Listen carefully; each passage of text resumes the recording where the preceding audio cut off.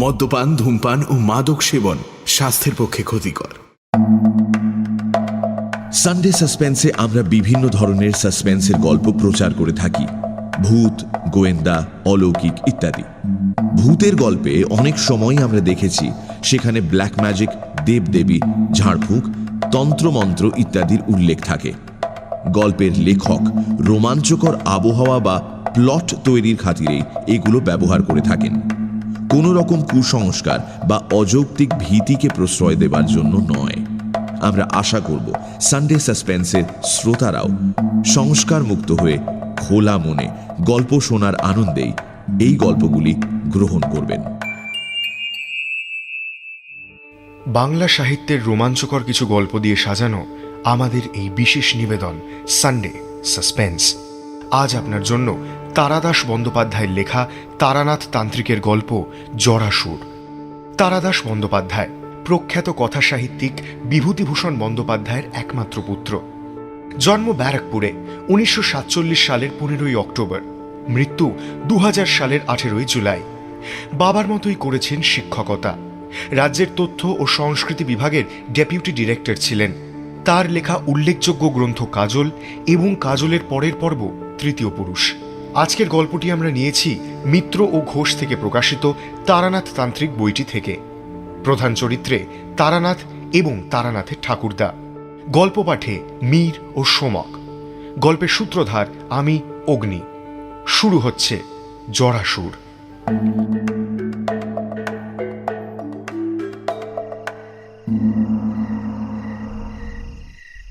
সান্ধ্য আসরে একদিন তারানাথকে বললাম, আপনার ছোটবেলার একটা গল্প বলবেন, শুনতে খুব ইচ্ছে করছে।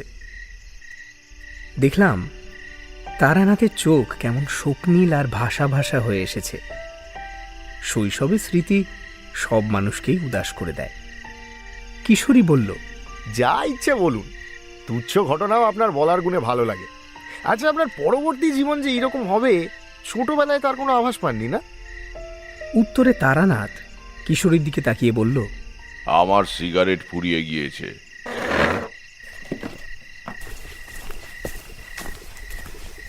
কিশোরী তৎক্ষণাৎ বেরিয়ে গিয়ে মোড়ের দোকান থেকে এক বাক্স পাসিং শো এনে তারানাথের সামনে নামিয়ে রাখল।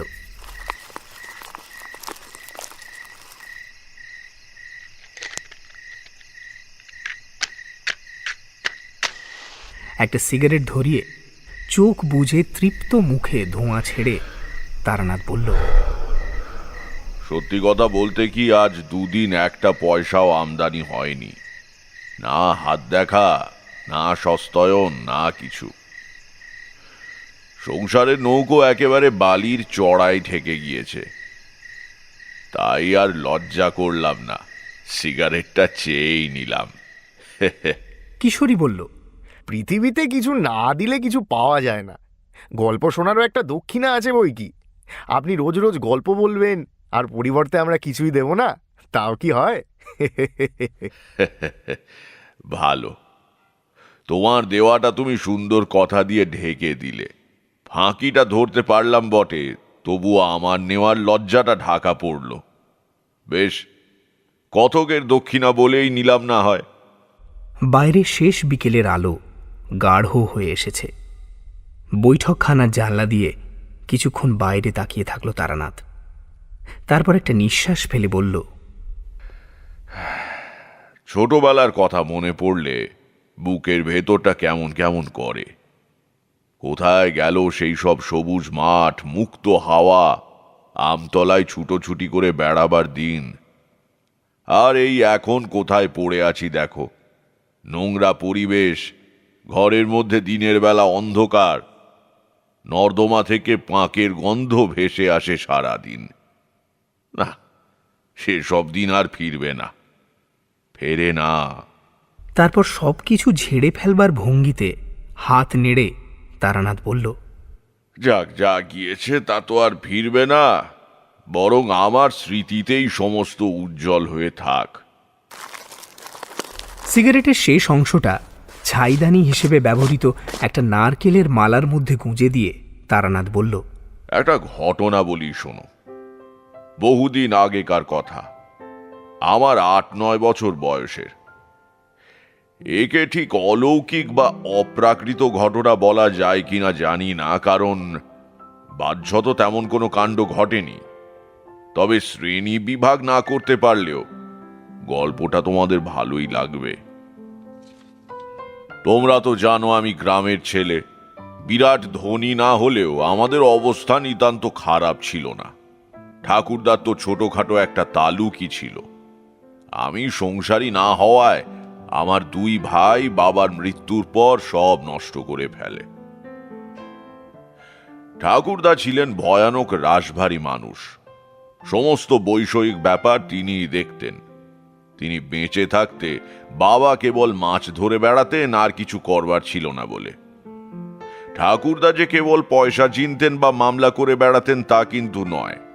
তার ঘরে অনেকগুলো সেকেলে ধরনের আলমারিতে ঠাসা ছিল নানা ধরনের বই। হাতে লেখা পুঁথিও ছিল কত। তখন বোঝবার বয়স হয়নি। এখন আন্দাজ করতে পারি কি অমূল্য সম্পদ ছিল সেই সব বই। কিন্তু সে সমস্ত আমার ভাইয়েরা নষ্ট করেছে। কে কোথা দিয়ে নিয়ে গিয়েছে তা আর বলা সম্ভব নয়। রোজ রাত্রিরে ঠাকুরদা লণ্ঠনের আলোয় বসে পড়াশোনা করতেন। কথা বলতেন কম, কিন্তু যখন বলতেন বোঝা যেত যে বিষয় বলছেন তাতে তার গভীর জ্ঞান রয়েছে। নিদারুণ ব্যক্তিত্ব ছিল। আহা, কারো সঙ্গে মতবিরোধ হলে তিনি ঝগড়াও করতেন না, যুক্তিও দেখাতেন না। কেবল মুখ থেকে ফর্সির নলটা নামিয়ে তার দিকে ঠান্ডা চোখে তাকিয়ে থাকতেন। তাতেই কাজ হতো। আমি ছিলাম সবার আদরের ছেলে। কাকারা তখনও বিয়ে করেননি, আমার ভাইয়েরাও জন্মায়নি। কোনো কিছু ভাগ করে নেওয়ার অভ্যেস হয়নি তখনও। এই সময় আমাকে নিয়ে বাড়ির সবাই খুব বিব্রত হয়ে পড়ল। বললাম, কেন? সেইটাই তো গল্প, মনোযোগ দিয়ে শোনো। 8 বছর বয়স থেকে আমার হঠাৎ এক অদ্ভুত জ্বর আরম্ভ হলো। খেলাধুলো করে এসে রাত্রিরে ঠাকুমার পাশে শুয়ে রূপকথা শুনছি। হঠাৎ ঠাকুমা বললেন, কই দেখি, তোর গাটা যেন গরম গরম লাগছে। হাতের উল্টো দিক দিয়ে কপাল আর গলা দেখে বললেন, হ্যাঁ, তোর তো বেশ জ্বর হয়েছে বাবা। কি করে হলো? চুরি করে আচার খেয়েছিলি? বললাম, কই না তো। তাহলে জ্বর হলো কেন? জাগে, আজ রাত্রিরে তোর ভাত খেয়ে কাজ নেই, বুঝলি? দুধ সাবু করে দিচ্ছি, খেয়ে শুয়ে থাক। কাল দুপুরে রুটি খাবি। শরীর একটু টেডে গেলে জ্বর কমে যাবে, কেমন? তাই করা হলো। কিন্তু পরপর 3 দিন রোগীর পথ্য করার ফলেও জ্বর কমল না। তখনকার যুগে লোকে কথায় কথায় ডাক্তার দেখাতো না, আর গ্রামে গঞ্জে অত ডাক্তারই বা কোথায়। বাবা কেবল একবার বললেন, ছেলেটা বড় দুষ্টু হয়েছে, টোটো করে ঘুরে অসুখটা বাঁধালো। ওকে একটু শিউলি পাতার রস খাইয়ে দিও তো। মোটের ওপর কেউ আমার অসুখটাকে বিশেষ আমল দিল না, আর দেবার কথাও নয়। জ্বর জারি বাচ্চাদের হয়েই থাকে, আবার সেরেও যায়। কিন্তু 10 দশেক বাদেও যখন আমার জ্বর কমল না, তখন সবার টনক নড়ল। ঠাকুরদার কানে সহসা সংসারের কোনো খবর পৌঁছয় না। নিজের ঘরে বইপত্র আর দলিল দস্তাবেজ নিয়ে মগ্ন থাকেন। আমার জ্বরের 10ম দিনে ঠাকুরদা এসে খাটের পাশে দাঁড়িয়ে হাত দিয়ে গায়ের উত্তাপ দেখলেন। ঠাকুমা লম্বা ঘোমটা দিয়ে পাশে দাঁড়িয়েছিলেন। তিনি ঠাকুমাকে বললেন, আগে আমাকে খবর দাওনি কেন? কাল সকালে উঠে মহকুমা শহর থেকে জীবন ডাক্তারকে ডেকে আনবো। বাবা ক্ষীণ স্বরে বললেন, আগে জীবন ডাক্তার? তারপর বাবার দিকে ফিরে বললেন, হ্যাঁ, ঘোড়ার গাড়ি করে নিয়ে আসবো। আরো আগে আনা উচিত ছিল। টাইফয়েড দাঁড়ালে কি হবে ভেবে দেখেছ? বাবার মুখ শুকিয়ে গেল। তখন টাইফয়েড একটা কালান্তক রোগ বলে গণ্য হতো। ব্যাকটেরিয় ফাজ আবিষ্কার হয়নি, শুধু জল চিকিৎসা হতো। বাবা পরের দিনই দুপুরের মধ্যে শহর থেকে বড় ডাক্তার নিয়ে এলেন। ডাক্তারবাবু বুকে নল বসিয়ে পেট টিপে জিভ দেখে এবং মা ঠাকুমাকে অনেক প্রশ্ন করে তারপর বললেন, টাইফয়েড বলে তো মনে হচ্ছে না। বাবা জিজ্ঞেস করলেন, ম্যালেরিয়া? কাঁপুনি নেই, লিভার টিভার নয়, জ্বরও তো একইভাবে চলছে, ছাড়ছে না। ম্যালেরিয়াও নয়। তাহলে? বলতে পারছি না, আরও কদিন দেখতে হবে। একটা থার্মোমিটার কিনে রাখুন, রোজ 3-4 বার জ্বর দেখে লিখে রাখবেন। আপাতত একটা ওষুধ লিখে দিয়ে যাচ্ছি, সেটা খেয়ে কেমন থাকে জানালে তারপর দেখা যাবে। অর্থাৎ আন্দাজে চিকিৎসা শুরু হলো। এই সবে আরম্ভ। এরপরে কত যে ডাক্তার এলো আর কত যে ওষুধ খেলাম তার ইয়ত্তা নেই। পেটের মধ্যে ডাক্তারখানা খোলবার জোগাড় করে ফেললাম, কিন্তু বিচিত্র জ্বর কিছুতেই কমলো না। প্রায় 2 মাস হয়ে গেল। আমি তখন হাড় সার রোগা হয়ে গিয়েছি। মুখের ভেতরে একটা তেতো স্বাদ সব সময় থাকে। জানলার ধারে শুয়ে দেখি গ্রামের হরেন, রামু, শিবেন এরা সবাই গুলতি হাতে পাখি মারতে যাচ্ছে কিংবা ছিপ হাতে চৌধুরীদের পুকুরের দিকে চলেছে। আমাকে দেখে ওরা জিজ্ঞেস করে, কিরে জ্বর কমলো? আমি মাথা নাড়ি, ওরা চলে যায়। মা আর ঠাকুমা প্রায় খাওয়া দাওয়া ছেড়ে দিয়েছেন। বাবার থমথমে মুখ দেখলে আমার বুকের মধ্যে কেমন করে। এর ভেতর একদিন তিনি কলকাতা থেকেও বড় ডাক্তার ধরে আনলেন। সবই হলো, কিন্তু আমার অসুখ সারল না। জ্বর খুব একটা বাড়ে না, কিন্তু গায়ে থেকেই যায়, ছেড়ে যায় না একেবারে। ওহ, সে বড় ভয়ানক সময় গিয়েছে। একদম কাহিল হয়ে পড়েছিলাম। বিছানা থেকে উঠে দাঁড়াবার ক্ষমতা পর্যন্ত ছিল না। প্রথম দিকে ঠাকুমা কোলে করে বাথরুমে নিয়ে যেতেন, তারপর থেকে ওগুলো বিছানাতেই সারতে হতো। আমার কোনো মৃত্যু ভয় হয়নি, কারণ ওই বয়সে শিশু মৃত্যুকে চেনে না। কেবল খেলতে যেতে পারি না বলে, বাড়ি থেকে বেরুতে পারি না বলে মন খারাপ লাগতো। একদিন কেবল ভয় পেয়েছিলাম। বিকেলের দিকে ঘুমিয়ে পড়েছি। তখন আমার ঘুমোবার সময়ের কোনো ঠিক ছিল না। সব কেমন উল্টো পাল্টা হয়ে গিয়েছিল। সারাদিনই শুয়ে থাকা তো, যখন তখন ঘুমিয়ে পড়তাম। একদিন বিকেলে জেগে উঠে দেখি আধো অন্ধকার ঘরে মা আর ঠাকুমা দুজনে পায়ের কাছে দাঁড়িয়ে কেমন অদ্ভুতভাবে যেন আমার দিকে তাকিয়ে রয়েছেন। ভয় পেয়ে বলে উঠলাম, মা কি হয়েছে? মা প্রথমে উত্তর দিতে পারলেন না। এখন বুঝতে পারি কান্নায় তার গলা বুজে গিয়েছিল। উত্তর না পেয়ে চেঁচিয়ে উঠলাম, কি হয়েছেটা কি?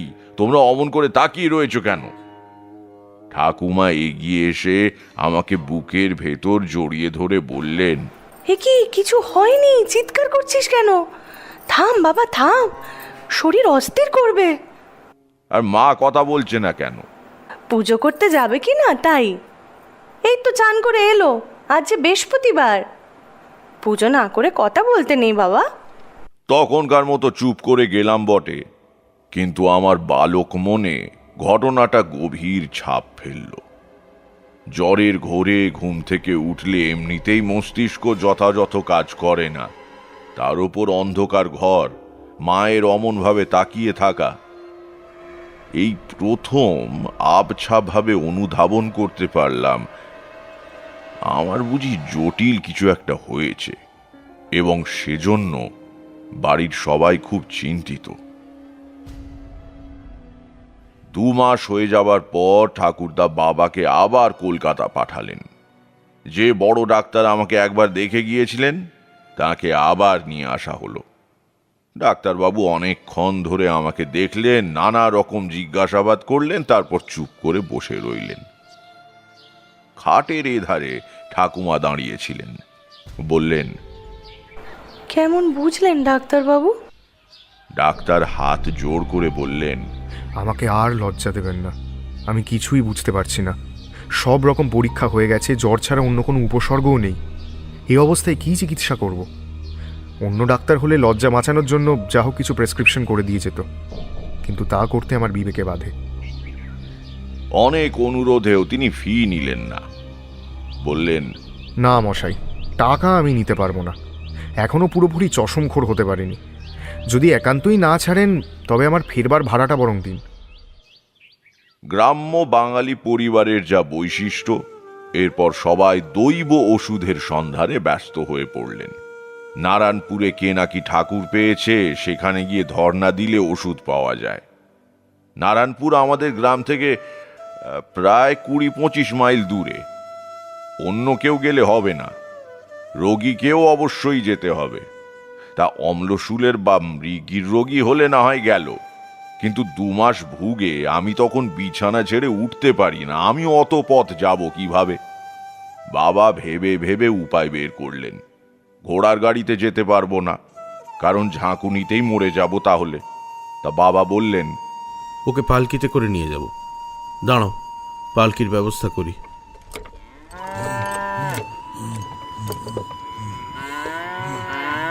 পালকিতে আমাকে নিয়ে ঠাকুমা চললেন। বাবা ঠাকুরদা পেছন পেছন এলেন গরুর গাড়িতে। মন্দিরের ভেতর ঠাকুমার কোলে সারা রাত শুয়ে রইলাম। সে সময় অতিরিক্ত ভুগে আমার যেন মাথার মধ্যে কেমন গোলমাল হয়ে গিয়েছিল। প্রায় রাত্রির বেলা আবোল তাবোল স্বপ্ন দেখতাম। এখানেও শেষ রাত্রিরে কি একটা হিজিবিজি স্বপ্ন দেখলাম, তার কোনো মাথা মুন্ডু নেই, এমনকি সকালে মনেও করতে পারলাম না। সেবায়েত সকালে জিজ্ঞেস করলো, কিছু আদেশ টাদেশ পেয়েছো খোকা? আদেশ কাকে বলে?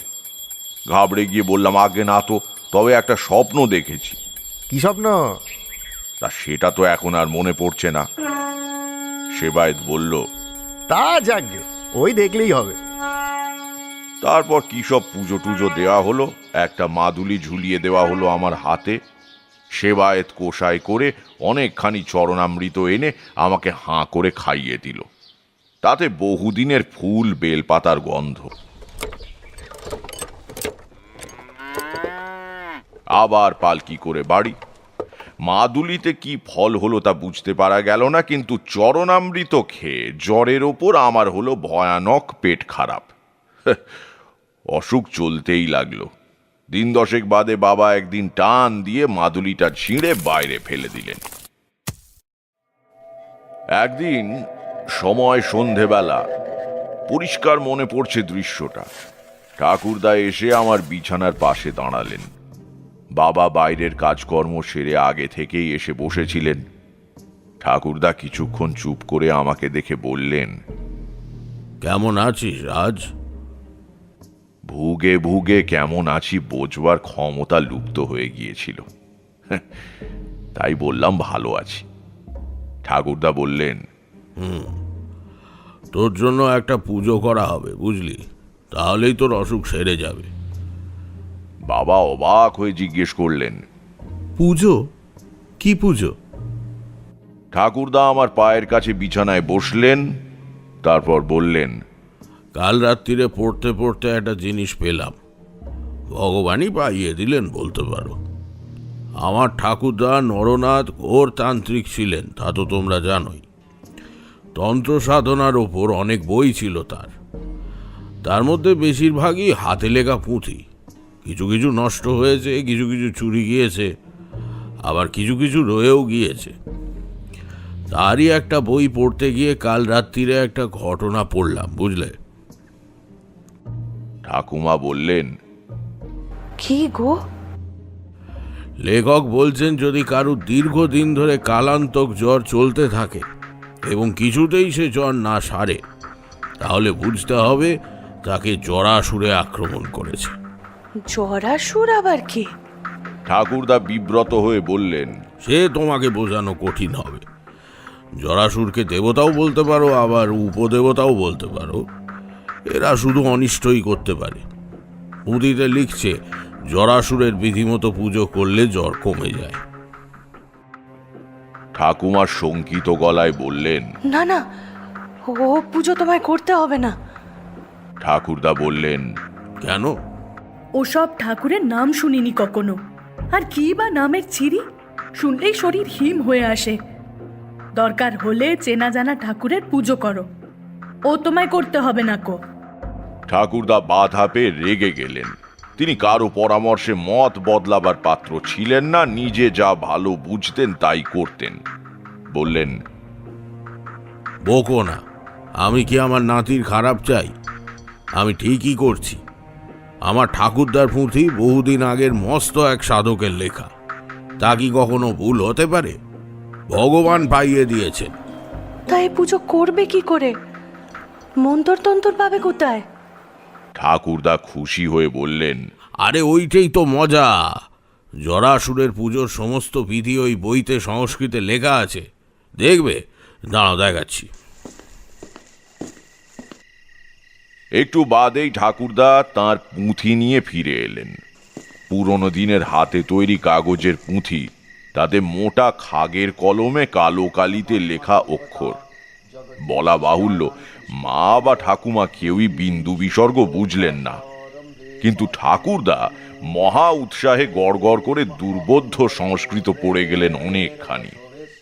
তারপর এক জায়গায় থেমে গিয়ে বললেন, এই হলো পুজোর নিয়ম আর মন্ত্র, বুঝতে পারলে তো? দেব ভাষার মোহ বড় সাংঘাতিক। ঠাকুমা মাথা হেলিয়ে সম্মতি জানালেন। ঠাকুরদা বললেন, আমার ভাগ্যও খুব ভালো। ঠিক এরপরেই পুঁতির এই পাতাটা কিছুটা পুড়ে গিয়েছে, এই দেখো। দেখলাম সত্যি পাতার অর্ধেকটা কিভাবে যেন পুড়ে গিয়েছে বটে। ঠাকুরদা বললেন, তাতে অবশ্য কোনো ক্ষতি হবে না। পোড়া জায়গার আগেই পুজোবিধি সম্বন্ধে লেখাটা শেষ হয়ে গিয়েছে, আর 12 দিন বাদে অমাবস্যা, ওদিনই পুজো হবে। বাবাকে বললেন, হরিশ কুমারকে খবর দিস তো কাল আমার সঙ্গে দেখা করার জন্য। ঠাকুর গড়াতে দিতে হবে। বাবা বললেন, ঠাকুরও গড়ানো হবে নাকি? তা হবে বই কি, নইলে পুজো হবে কি করে? কেমন ঠাকুর? ঠাকুরদা একটু কেশে বললেন, পুঁথিতে যা বর্ণনা রয়েছে তাতে দেখা যাচ্ছে জরাসুরের চেহারা মানে খুব একটা সুন্দর নয় আর কি। তা সে আর কি করা যাবে। পরের দিন হরিশ কুমোর এসে হাজির হলো। ঠাকুরদা আদৌ ভূমিকা না করে তাকে বললেন, তোমাকে একটা নতুন ধরনের মূর্তি বানিয়ে দিতে হবে পুজোর জন্য, পারবে তো? আগে কিসের মূর্তি? জরাসুর। জরাসুর? সে কি জিনিস? ঠাকুরদা তাকে ব্যাপারটা আদ্যপান্ত বুঝিয়ে দিলেন। সময় নেই মোটে, 11 দিনের মধ্যে শেষ করতে হবে, 12 দিন পরে পুজো। কত মশাই, মূর্তিটা দেখতে কেমন হবে? ঠাকুরদা একটু ইতস্তত করে বললেন, তিনটে মাথা হবে, বুঝলে? 6টা পা, 6টা হাত, পেছনে একটা মোটা ল্যাজও থাকবে। আগে ল্যাজ? হ্যাঁ, ল্যাজে আর গায়ে বড় বড় কাঁটা। গায়ের রং ঘোর কালো, 3টে লাল রঙের বড় বড় চোখ হবে, আর ভেতরে একটা চোখ থাকবে কপাল। লাল জিভ বের করে দাঁড়িয়ে আছেন জরাসুর। কি পারবে তো? একটা নিঃশ্বাস ফেলে হরিশ বলল, আগে পারবো, তবে মানে কথা হচ্ছে এই পুজো কি না করলে হতো না? কেমন যেন ঠেকছে একটা। আরে রাখো তো, তুমিও দেখি মেয়েদের মতো আরম্ভ করলে। যে রোগের যে ওষুধ, বুঝলে না? যাও কাজ করো গে। জরাসুরের পুজো নাকি বসত বাড়ির ভেতরে করতে নেই, তাই আমাদের বাড়ির বাইরে যে বড় মাঠের মতো জমি পড়েছিল সেইখানে শামিয়ানা খাটিয়ে জরাসুরের মূর্তি বানানো আরম্ভ করে দিল হরিশ কুমোর।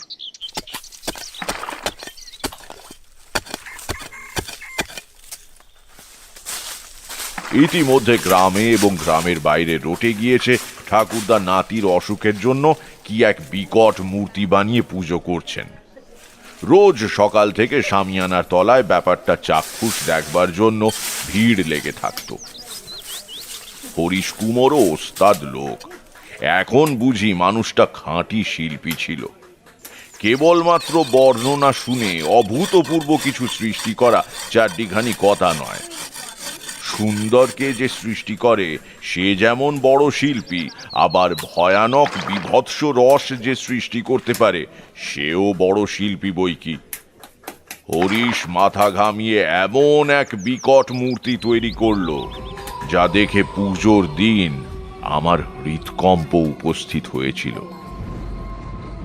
এদিকে সব আয়োজন মোটামুটি হয়ে গেল, শুধু পুরুত ঠিক করা বাকি। ঠাকুরদা নিজেই পুজো করবেন ঠিক করেছিলেন, কিন্তু এবার ঠাকুমা সমূর্তি ধরে ঝাঁঝালো গলায় জানিয়ে দিলেন যে ঠাকুরদা বিপত্নিক হবার পর যা খুশি তাই করতে পারেন, তার আগে নয়। ঠাকুরদা সামান্য হলেও ঠাকুমাকে ভয় করতেন, ফলে তিনি গ্রামের ৩-৪ জন পুরুত বামুনের থেকে বেছে বেছে সবচেয়ে দরিদ্র রামজীবন চক্রবর্তীকে পাকড়াও করলেন। তখন জরাসুরের মূর্তি প্রায় তৈরি হয়ে এসেছে। সে বেচারি ঠাকুরের চেহারা দেখে ঘাবড়ে গিয়ে বলল, আগে এ আমার সাথে কুলোবে না। ঠাকুরদা কার্যোদ্ধারের নানা বাস্তব উপায় জানতেন, তার মধ্যে সবচেয়ে ফলদায়ী উপায়টি প্রয়োগ করলেন।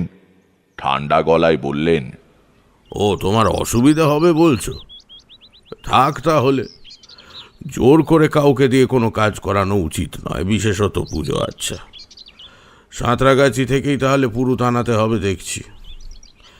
আসলে অনেকগুলো কাপড়, থালা, বাসন, ফল ফলাদি, তাছাড়া 1 মুঠো টাকা দক্ষিণা, এসব বাইরের গ্রাম থেকে এসে কেউ নিয়ে যাবে এটা চাই না বলেই তোমাকে বলছিলাম। বরং দক্ষিণা কিছু বেশি লাগলেও গ্রামের পুরুত করলেই ভালো হতো। তা তোমার যখন অসুবিধে। রামজীবনের 2 বয়স্কা মেয়ে তখনও অবিবাহিতা। একমাত্র ছেলে পড়াশোনা এবং পৈতৃক ব্যবসা ছেড়ে গ্রামে গ্রামে শখের যাত্রা করে বেড়ায়।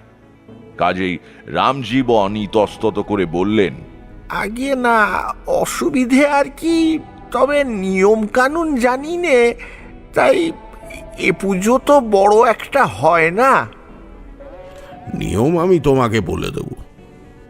3 দিন ঠাকুরদা পুঁথি নিয়ে বসে সকাল সন্ধ্যা রামজীবনকে জরাসুরের পুজোর বিধি বোঝালেন। শেষ দিন বললেন, এবার একটা দরকারি কথা বলি শোনো, এ ঠাকুরের মূর্তি কিন্তু বিসর্জন হবে না। রামজীবন বললেন, বিসর্জন হবে না? তবে কি থাকবে? না, থাকবেও না। তবে? ঠাকুরদা কিছুক্ষণ চুপ করে বোধহয় ভাবলেন কিভাবে ব্যাপারটা বললে ভালো হয়। তারপর বললেন, রামজীবন, পুজো হয়ে গেলে জরাসুরের মূর্তিটা গলিয়ে ফেলতে হবে। গলিয়ে ফেলতে হবে? মানে ওপর থেকে জল ঢেলে মাটি গলিয়ে? বাধা দিয়ে ঠাকুরদা বললেন, জল দিয়ে নয়, রক্ত দিয়ে। রক্ত? হ্যাঁ, বলির পশু আগে থেকেই এনে রাখতে হবে। পুজো হয়ে গেলে 1-এর পর 1 বলি পড়বে, আর সেই রক্ত দিয়ে স্নান করানো হবে ঠাকুরকে। বলি চলবে যতক্ষণ না সমস্ত মাটি গলে কাঠামো বেরিয়ে পড়ছে। যত পশু লাগে লাগুক। রামজীবন নির্বাক হয়ে বসে রইলেন। ঠাকুরদা বোধহয় তাঁর মনের ভাব বুঝতে পেরেছিলেন। হাত দুটো জড়িয়ে ধরে বললেন, রামজীবন, আপত্তি করো না ভাই, আর তোমাকে টাকার লোভ দেখাবো না। আমার নাতির অসুখ, তার কথা ভাবো। আমার বিশ্বাস এ পুজো না করলে সে বাঁচবে না। রাজি হও ভাই। মাথা নিচু করে রামজীবন বললেন, ভয় পাবেন না, কথা যখন একবার দিয়েছি কোনো কারণেই আর ফেরত নেব না। আপনার নাতিকে আমি আশীর্বাদ করছি।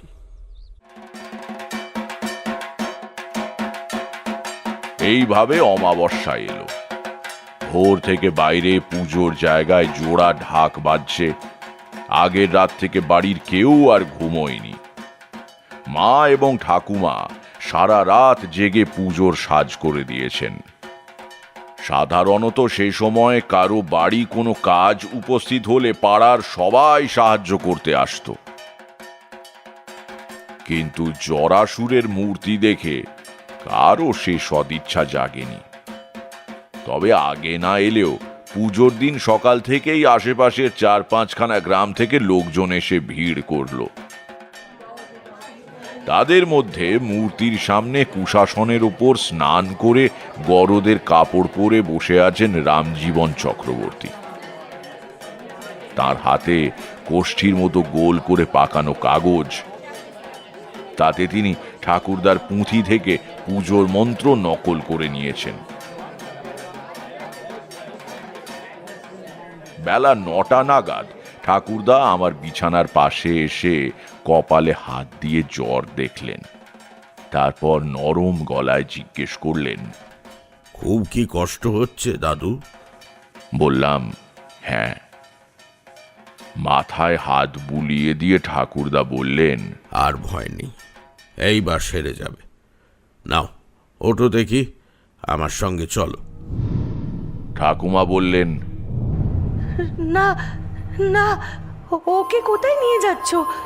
ও এখানেই থাক, ওকে নিয়ে যেও না। ঠাকুরদা মৃদু গলায় বললেন, কিন্তু পুজোর জায়গায় ওকে থাকতে হবে যে। না, ও যাবে না। ঠাকুরদা আমার মায়ের দিকে ফিরে বললেন, বৌমা, ওকে বোঝাও, বলো যে আমার নাতিকে আমি কারোর চেয়ে কম ভালোবাসি না। মা চুপ করে রইলেন। আমি বিছানা থেকে কোনো মতে উঠে দাঁড়িয়ে বললাম, চলো আমি তোমার সঙ্গে যাব। বাড়ির পেছন দিকে খিড়কির পুকুর, তার পাড়ে এনে ঠাকুরদা বাবাকে বললেন, যাও ওকে ধরে চান করিয়ে দাও, হাত ধরে নামাও পৈঠা দিয়ে। পরিবারের সবাই আপত্তি করার ভাষা হারিয়ে ফেলেছিলেন। আমার গায়ে তখন কম করে 103 জ্বর। বাবা বিনা বাক্য ব্যয়ে আমাকে পুকুরে ডুব দিয়ে আনলেন।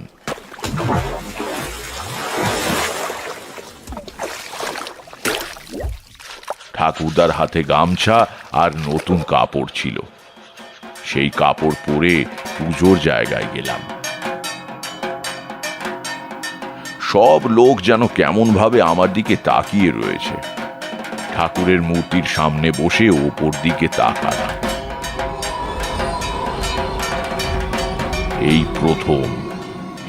এই প্রথম জরাসুরের মূর্তির সঙ্গে চোখাচোখি হলো। ওহ, কি ভয়ানক মূর্তি না বানিয়েছে হরিশ কুমোর। ঘোর কৃষ্ণবর্ণ শরীরে বড় বড় 3টে ভাঁটার মতো লাল চোখ, গায়ে পেরেকের মতো খোঁচা খোঁচা কাঁটা, 3টে মাথা, 6টা পা। পৃথিবীর সব কুশ্রিতাকে একত্র করে এক ভয়াবহ দুঃস্বপ্নের জন্ম দিয়েছে এর স্রষ্টা। বাবা ঠাকুরদা আগেই স্নান সেরে নিয়েছিলেন। তাঁরা দুজনে আমার দুপাশে বসলেন। পুজো শুরু হলো।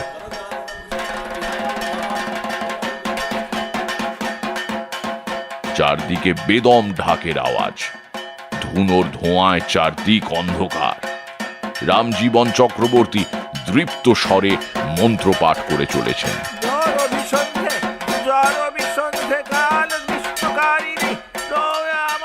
আমি দুর্বল শরীরে কোনো মতে আসনে বসে আছি মাত্র। ঠাকুরদা এক হাতে আমাকে জড়িয়ে ধরে রয়েছেন। ঘণ্টাখানেক বাদে পুজো শেষ হলো। রামজীবন হেঁকে বললেন, এই সরে যাও, সব সরে যাও, সরে যাও, এবার বলি। ঠাকুরদা কত করেছিলেন আমার জন্য। কত বড় মূর্তি গলাতে কত ছাগল বলি দিতে হবে তার কি কোনো ঠিক ছিল? কাজেই নিখুঁত দেখে বহু ছাগল জোগাড় করে রাখা ছিল। ঠাকুরদার ইঙ্গিতে নিবারণ কামার রামদা হাতে এগিয়ে এসে কাজ শুরু করল।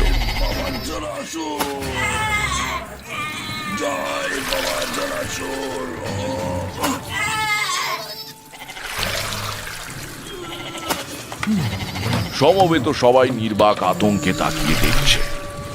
কত মানুষ জড়ো হয়েছে সেখানে, কিন্তু এতটুকু শব্দ নেই কোথাও।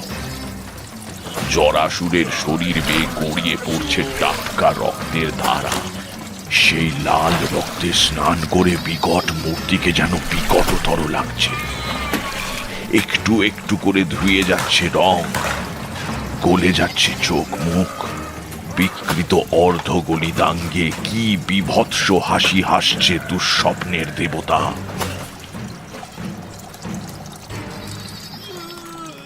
বেশিক্ষণ তাকাতে পারলাম না, চোখ সরিয়ে নিলাম। পেছনে তাকিয়ে দেখি অনেকেই এই দৃশ্য সহ্য করতে পারেনি। কখন নিঃশব্দে পুজো মণ্ডপ শূন্য হয়ে এসেছে।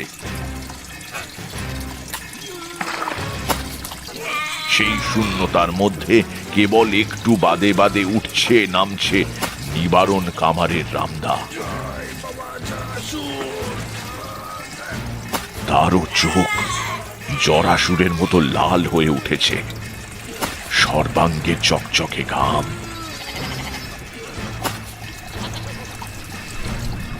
এক সময় চারদিকে রঙিন থকথকে কাদার মধ্যে জরাসুরের মূর্তির অবয়বহীন কাঠামোটা দাঁড়িয়ে রইল কেবল। বাকি সব নিশ্চিহ্ন হয়ে গিয়েছে। আমি এলিয়ে পড়েছি ঠাকুরদার কোলের ভেতর। ঠাকুরদা বুকের মধ্যে ধরে আমাকে বাড়িতে নিয়ে এলেন। আবার আমাকে বিছানায় শুইয়ে দেওয়া হলো। অবস্থা দেখে ঠাকুমা আমার মাথা কোলে নিয়ে বসলেন, বাবা নিজে বাতাস করতে লাগলেন পাখা দিয়ে। মা চোখে আঁচল দিয়ে কাঁদছেন। কেবল ঠাকুরদা অবিচলিত। তিনি তখনই আবার বেরিয়ে গেলেন। জরাসুরের কাঠামোটা নদীর ধারে নিয়ে গিয়ে দাহ করে ফেলতে হবে, তাই নাকি নিয়ম। কিন্তু আশ্চর্য ব্যাপার কি জানো, জরাসুর জাগ্রত দেবতা বলেই হোক বা ঠাকুরদার দৃঢ় ইচ্ছা শক্তির ফল হিসেবেই হোক, সবাইকে অবাক করে পরদিন আমার জ্বর ছেড়ে গেল এবং আর এলো না। তারপরও কিছুদিন বাড়ির সবাই ভয়ে ভয়ে থাকতো, একটু বাদে বাদে আমার কপালে হাত দিয়ে দেখা হতো। কিন্তু সত্যি জ্বর আর এলো না। ঠাকুরদার সম্মান দারুণ বেড়ে গেল। শুধু পরিবারের ভেতরে নয়, আশেপাশের বহু গাঁয়ের লোক তাকে একজন বিচক্ষণ মহাপুরুষ বলে মনে করতে লাগলো। সারা দিন ধরে বিস্তর লোক নানান পরামর্শ নিতে আসতো। ফুর্তির চোটে ঠাকুরদা অর্ডার দিয়ে কাশী থেকে উৎকৃষ্ট অম্বুরি তামাক আনালেন। অবশ্য এ সম্মান বেশি দিন ভোগ করতে পারেননি তিনি। আমার জ্বর সারার ঠিক 6 মাসের মাথায় ঠাকুরদা মারা যান। যন্ত্রণাহীন মৃত্যু। কাউকে কষ্ট দিলেন না, বিছানাতেও পড়ে রইলেন না। একদিন সকালে তাকে ডাকতে গিয়ে দেখা গেল বিছানায় তার প্রাণহীন দেহ পড়ে। রাত্রিরে ঘুমের মধ্যে কখন প্রাণ বেরিয়ে গিয়েছে। বোধহয় মৃত্যু আসন্ন অনুভব করে ইষ্টমন্ত্র জপ করছিলেন, কারণ ডান হাতের বৃদ্ধাঙ্গুষ্ঠ দিয়ে কর ধরা ছিল। সবাই বলল সন্ন্যাস রোগ। এইভাবে ঠাকুরদা চলে গেলেন। ঘটনাটা এইখানেই শেষ হতে পারত, কিন্তু হলো না। বিধাতা পুরুষ বড় রসিক। আমি জানতাম না যে এই ঘটনার একটা বৃহত্তর উপসংহার রয়েছে। জানলাম প্রায় 25 বছর পরে। তখন আমার অনেক সাধু সঙ্গ করা হয়ে গিয়েছে। পাকা ভবঘুরে তান্ত্রিক তখন। একদিন ঘুরতে ঘুরতে এক গ্রামের প্রান্তে একজন সাধুর মঠে আশ্রয় নিয়েছি সন্ধেবেলা। বেশ সৌম্য দর্শন সাধু, ভারী ভালো ব্যবহার করলেন আমার সঙ্গে। আহা, তাঁর আদেশে তাঁর শিষ্যরা আমাকে যত্ন করে খাওয়ালো রাত্রিরে। সুন্দর শোবার জায়গা করে দিল। পরদিন সকালেই আমি চলে যাব, তাই রাত্রিরে খাওয়ার পরে সাধুর কাছে তার আতিথেয়তার জন্য ধন্যবাদ জানিয়ে বিদায় নিতে গেলাম। প্রাথমিক আলাপের পর নানা বিষয়ে কথাবার্তা আরম্ভ হলো। অনেক রাত অবধি গল্প চলল। কথায় কথায় সাধুকে জরাসুরের পুজোর ব্যাপারটা বললাম।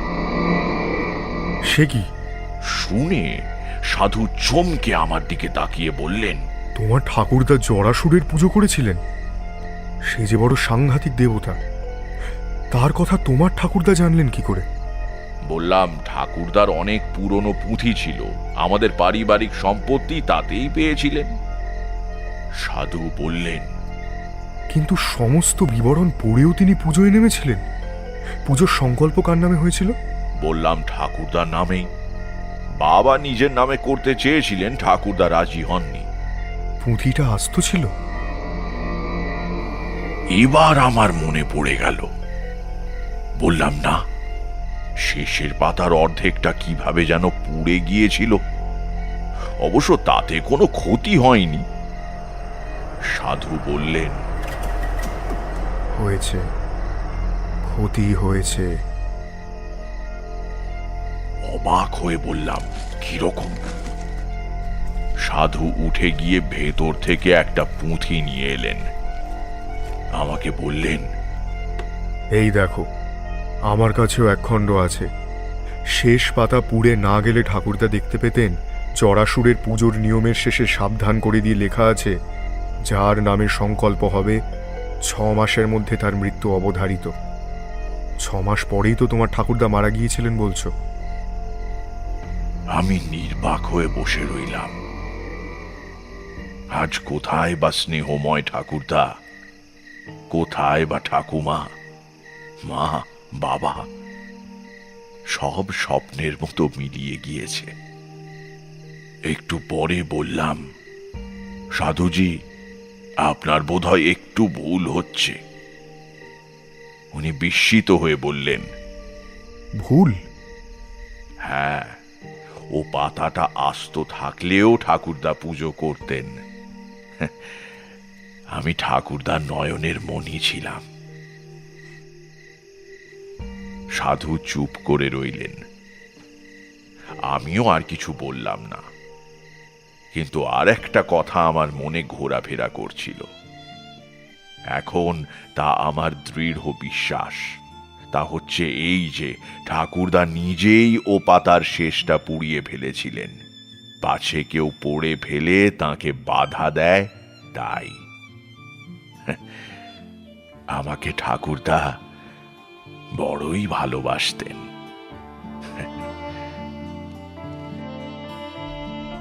তারানাথ তান্ত্রিক গল্প থামিয়ে চুপ করে রইল। জল চকচক করছে নাকি তার চোখে? এই প্রথম আমি আর কিশোরী তারানাথের গল্পের শেষে বিশ্বাস অবিশ্বাস নিয়ে কোনো প্রশ্ন ওঠাতে পারলাম না। শুনছিলেন তারানাথ তান্ত্রিকের গল্প জরাসুর, রচনা তারাদাস বন্দ্যোপাধ্যায়, গল্প পাঠে তারানাথ তান্ত্রিক এবং রামজীবন চক্রবর্তীর ভূমিকায় মীর, আংশিক গল্প পাঠে ও হরিশ কুমোরের চরিত্রে সোমক, তারানাথের বাবা এবং তারানাথের ঠাকুরদার ভূমিকায় দীপ, তারানাথের ঠাকুমা অয়ন্তিকা, কিশোরী, জীবন ডাক্তার, জনৈক সেবায়েত, জনৈক সাধু এবং গল্পের সূত্রধার আমি অগ্নি, ধ্বনি পরিকল্পনা ও আবহ সঙ্গীত review, poster design team asterisk, পর্ব পরিচালনায় টিম সানডে সাসপেন্স, বিশেষ সহযোগিতায় আমি অগ্নি, সামগ্রিক তত্ত্বাবধানে দীপ। মির্চির তরফ থেকে আন্তরিক ধন্যবাদ লেখকের স্ত্রী মিত্রা বন্দ্যোপাধ্যায়কে এই বিশেষ উদ্যোগে আমাদের পাশে থাকার জন্য। শেষ হলো তারাদাস বন্দ্যোপাধ্যায়ের লেখা তারানাথ তান্ত্রিকের গল্প জরাসুর। আগামী সপ্তাহে আরও একটি রোমাঞ্চকর গল্প নিয়ে হাজির হবে সানডে সাসপেন্স।